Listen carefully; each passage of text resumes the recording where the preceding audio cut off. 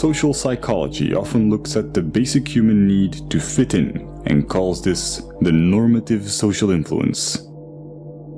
When we grow up, our moral and ethical compass is almost entirely forged by our environment, so our actions are often a result of the validation we get from society.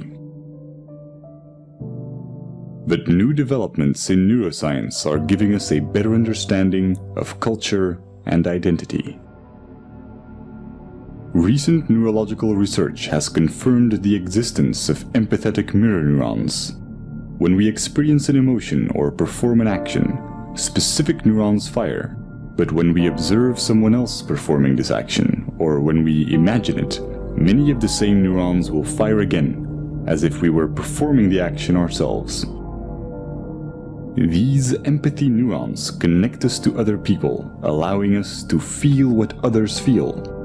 And since these neurons respond to our imagination, we can experience emotional feedback from them as if it came from someone else. This system is what allows us to self-reflect. The mirror neuron does not know the difference between it and others, and is the reason why we are so dependent of social validation and why we want to fit in. We are in a constant duality between how we see ourselves and how others see us. This can result in confusion in terms of identity and self-esteem, and brain scans show that we experience these negative emotions even before we are aware of them. But when we are self-aware, we can alter misplaced emotions because we control the thoughts that cause them. This is a neurochemical consequence of how memories become labeled when retrieved, and how they are restored through protein synthesis.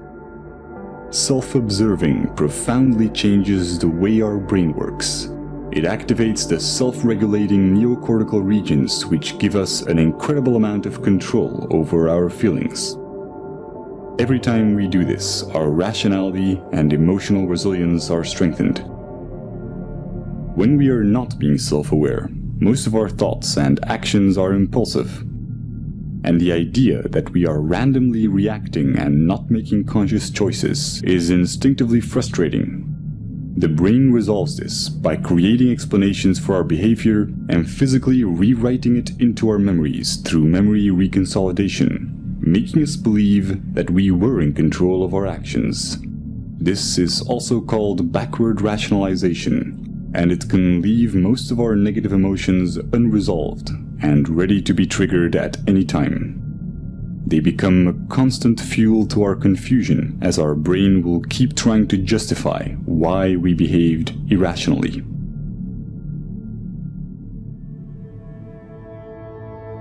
All this complex and almost schizophrenic subconscious behavior is the result of a vastly parallel distributed system in our brain. There is no specific center of consciousness. The appearance of a unity is in fact each of these separate circuits being enabled and being expressed at one particular moment in time. Our experiences are constantly changing our neural connections, physically altering the parallel system that is our consciousness. Direct modifications to this can have surreal consequences that bring into question what and where consciousness really is.